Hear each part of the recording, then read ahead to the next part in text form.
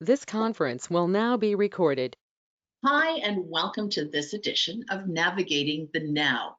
We've been doing these weekly for about 6 weeks, and we'll continue to do them for about another month or so, just having conversations with members of the belief repatterning community. And today, my guest is Shelley Wright. Shelley is one of our facilitators, which means that she helps with the training of new practitioners and people who are learning more in-depth ways of doing belief repatterning for themselves. In addition, she runs her own private practice in belief repatterning, and she is also one of our laser coaches, which means that she is really good at helping you just get right to the center of things really quickly. So, Shelley, tell folks a little bit about how you became involved in belief repatterning. Great, thanks, Suze. Happy to be here with you today too. Yeah, it was through a story at the dental office. I'm a dental hygienist, and our doctor, Dr. David McLean, came into a team meeting. I had been home at that time, off on sick leave, and I decided to go into the team meeting because that is what raised my vibe, is being around my teammates. And he shared an experience that he had had with you. I don't know if you remember that experience, but it was his first experience with belief repatterning, and it was the technique, really. And he shared it with us, and he shared it with us in a way that in the back of my mind, I said, oh, I think I could benefit from that. So my inner knowing knew. And so I'll just explain a little bit. I was off because of a diagnosis of cancer, and my body had healed, but other parts of me hadn't come through it. So there was a lot going on. I had 2 babies at home as well. It was just overwhelmed. And I was being supported by all the gang up at Tom Baker. However, I'd already come to my own realization that I was saying the same thing week after week after week in that psychology program that they had me in. And when Dr. David talked about his experience and how different it was, and it was a wow experience, I just knew, that's where I need to go. It took me a few weeks. Something new takes a couple weeks, but I made the phone call and had my experience with you, Suze, and I recognized within minutes that the belief repatterning technique was reaching the depths of my subconscious, of my soul, that no conscious psychology could ever reach. And I just knew that this was where I needed to be and where I needed to focus my time. However, because I was off work and at home with 2 children, I explained it to my husband, felt I needed his support in it. And of course, one of his first questions was, is it supported by my health benefits? And I'm like, I don't think so. Here's my receipt. You go check it out. And so that became quite an issue between the two of us a little bit. It was fine for me to go. But as I learned belief repatterning, and of course I loved it, I wanted it for my family. I wanted it for my children. I recognized that my energy was playing very heavily through my children, and I wanted to bring the children in. Brad was not for it at that time. He has moved through that tremendously. And Huge supporter now, but yeah, but wow. there's something new or different, and it's not condoned. And I just want to touch on this for people who are listening. It's a learning technique. So that's why it's not covered by medical stuff. Although if people have some of those spending account things, personal spending account, some it often will be, but it's different for every organization and company. But it's not. It's based in learning psychology, but we're not psychologists. We're practitioners of repatterning. Yeah. So keep going. Great story. Well, and I don't mean to make it too long, but I think the real gem and the beauty of this story ties right into a big dream that I have. And because life happened to me and I brought it to my family, Casey and Estelle were just 2 and 4 when all of this, when I really brought belief repatterning consciously to them. I was doing it before they were that age, but consciously I was bringing them in at that point, because now I was recognizing the mirrors that I was seeing within them and the relationships that we were having. And, it was powerful enough. In fact, I'm going to share this little segment of my story, that when they were 2 and 4, they were having lunch. And at first I wasn't sure if belief repatterning was working for me. I knew conceptually it was working, but I didn't know that I was changing until this moment.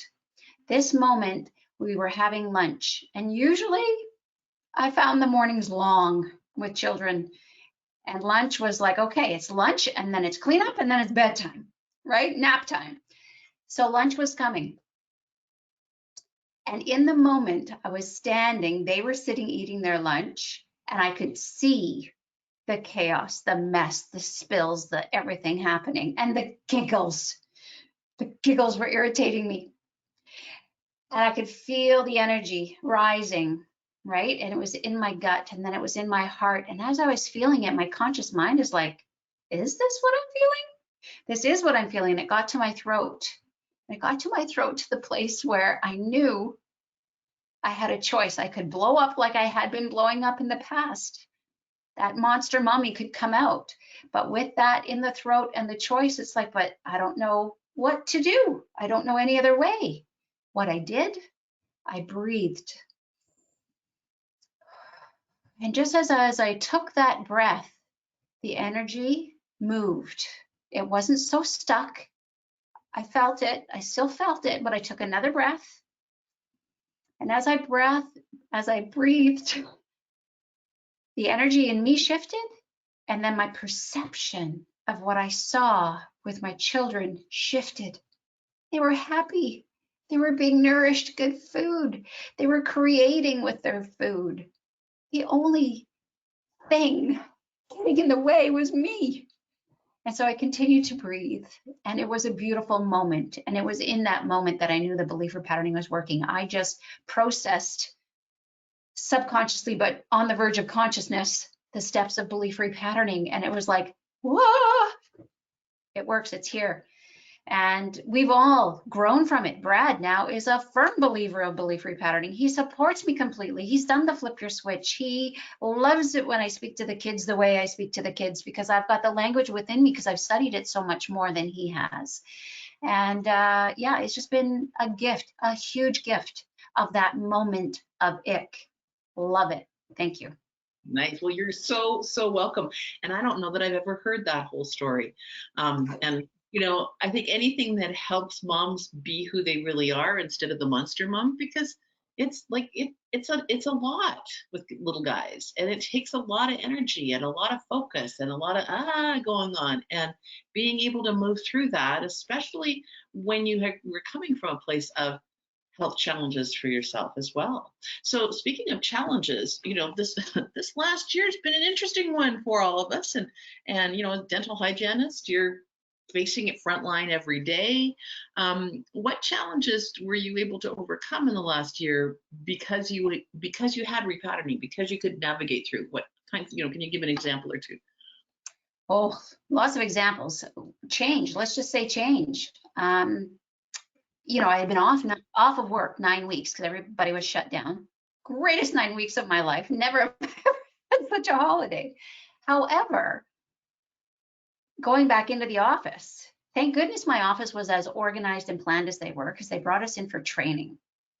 And that was helpful, because as I knew we were getting ready to go back into the office, I had my own yeah buts coming up. It's like, oh my God, I've never been off for 9 weeks. Now it's all different when I go back. How is it going to look? So belief repatterning, I recognized all those yeah buts in my head, and I was able to talk my way through it. Well, I made the move from Ontario before. I drew in a lot of my acknowledgements, all of my successes in the past to the here and now, and knowing I don't really know what tomorrow's going to look like. I just know how I'm going to show up and be. I want to be confident when I return to work. I want to be calm. I want to be Shelley. I want me to come through. I know that I'm good as a dental hygienist, and all this other layers of stuff. Just let that be where it needs to be, and let me be. I had a friend, a next door neighbor, saying, your work's going to be so different. You'll have a mask on. It's not going to be the same conversations. And I understood the point of which she was saying, because I'm able to listen. And I appreciated what she was telling me, but it tipped me into that place of, but here's who I really want to be. It doesn't matter if I have a mask. It doesn't matter if I've got a different wardrobe on. So yeah, that was the greatest challenge, is just showing up to work and taking that first brave step in a new place of being, a new place, a new environment. Well, and you've taken that, and you're, expanding it out for other dental hygienists so that they can show up as themselves and get through any fear or trepidation or weirdness or any of that stuff, where they can really just be present to whoever's in the chair with them instead of having the little dialogue run around in their head. And that's imagining that's like a huge thing for your profession. Yes, yes, and I've witnessed it. Absolutely, what you say. In my colleague, there was only the two of us at the time in there, and I could hear the overwhelm, the chaos, and again, that in itself is a gift, I believe, because then it brought me to my place of I've got choice here. I can choose to be calm and centered and grounded. And any moment that I had, I would go and have a discussion. How are you being? How can I, what has been your greatest challenge? Well, I'm sure if you could do that, you can do this, and call out for help. If I'm running a few minutes early, I'll pop in and help you out. So it was really good to navigate with a colleague for sure. And, that just segues me into belief repatterning in the whole community. I mean, I had the whole community. We were chit-chatting and talking while we were off and gone, and how we've come to navigating the here and now.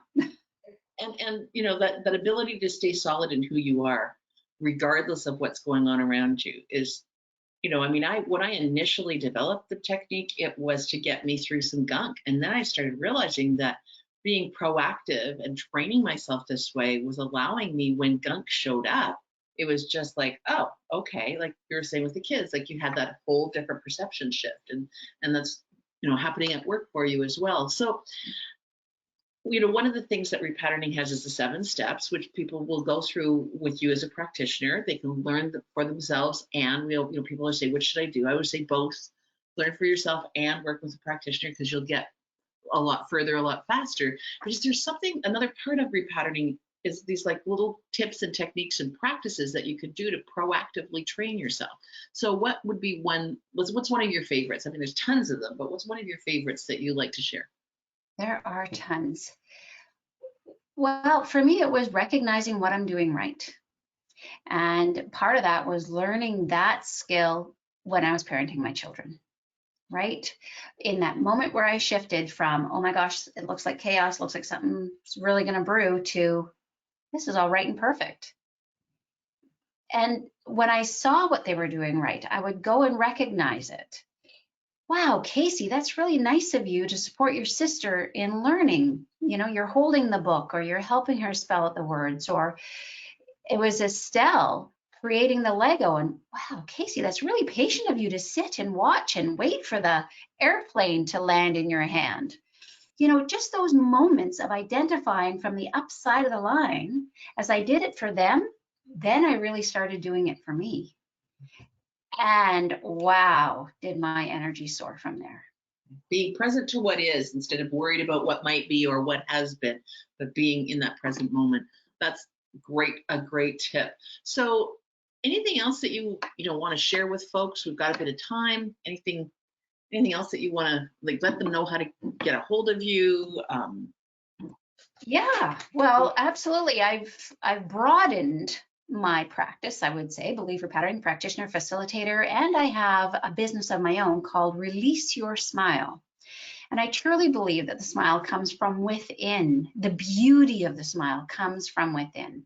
I work in the dental practice. We can certainly make it look aesthetically beautiful and in the right way. So that's there for you as well.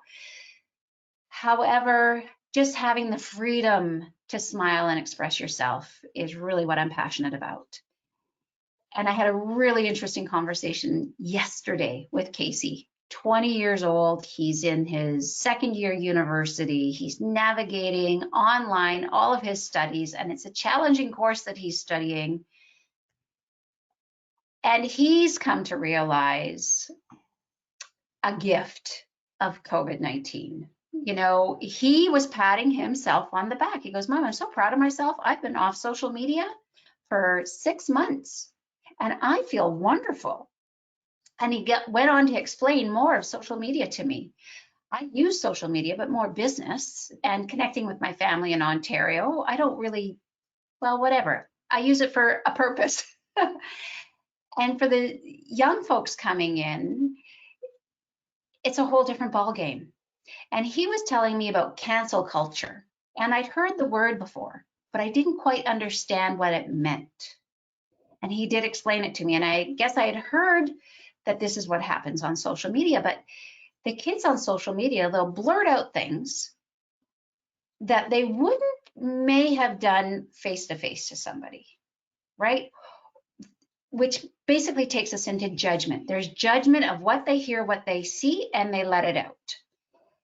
And they let it out generally from this side of the line. If somebody hears about somebody else saying or doing something, there's really no questions being asked. They'll just decide, you know what, you're not my friend anymore. Cancel culture, they're gone. The other person on the other end of the line is receiving that, and they don't know how to receive it because there's no conversation around it. So Casey and I had this conversation, and I've come from a family, a big family with lots of stuff in it. And I've come to realize that with belief repatterning, I do have this extended gift now where I can listen. Some of the language that people use, I find difficult. However, I can continue to stay present and listen, to listen further, to hear the message of the conversation that they're working toward. So in that, there's an opening, and within that opening, it's a willingness to give somebody the benefit of the doubt, right? Maybe we haven't all been trained as well as some of us with our language art skills, and they're choosing words that are coming from an emotional place, but it may not represent exactly what's going on. So when I was explaining that to Casey, his eyes were like, yes, Mom, yes. I feel like we need more conversations. And what I'm finding is I'm navigating COVID really well because I've got friendships that we can have full discussions with. And I don't need the social media, quick fix, quick thumbs up, whatever. And so there's a real gift in recognizing what true communication is. Nice. Yeah. Nice. And repatterning helps you have that true communication with yourself first. That's where it starts. And then it spills out to everybody else. Yeah. So thanks so much. I just realized I was going to put up a piece of paper that has how to get a hold of you, but the piece of paper is over there. So I will be right back to grab that. And I'll explain that a little bit more. So releaseyoursmile.com has a website. Releaseyoursmile@gmail.com is an email, or a phone number is great too, but we'll go with the emails. That's probably easiest when you're writing it up there. And I work at Dorchester Health Center. Dr. David McLean, Cam McLean, if you're looking for dentists. Dr. Robertson is the new owner and will be taking full, ownership and being at the helm in another year. And it's Living Wellness Dental. And we're all very like-minded. It's very exciting to work with these doctors. They understand belief repatterning. I'm teaching Dr. Robertson more about it. And he's actually invited me in to present to the dental hygienists within our team. And I will be taking that presentation out to other dental practices. So if you would like a dental hygienist that understands belief repatterning and treats you with an open mind and an open heart, please let me know. I would be happy to connect with your dental practice and bring it to them. Thank you, Susan. Here's our very high tech, how to get a hold of Shelley. Okay, your website, releaseyoursmile.com. Yes. Shelley.Wright@beliefrepatterning.com will pop you right into her inbox as well. And of course, on social media, you can find Shelley on Facebook as well. So thank you so much for joining us, and thank you so much for bringing this into your family and helping other people bring it into their families in a way that's shifting the conversations. And I think that all of us agree that those conversations that we have in the family, they set us up for success. And I remember when Casey was leaving, I was just thinking about, you've got the poster behind him, when Casey was leaving to go to university 2 years ago, you sent me the picture of a suitcase, and right on top, he had the 999 word poster that he wanted to just have it because he found it helpful to guide. And here's an 18-year-old kid that was packing that with him. You can't fake it with young people. They get when things work. So nice job, Mama, and thank you for supporting other families as well. Take good care, and we'll see you on the flip side. Thanks, Suze. Thanks, everyone.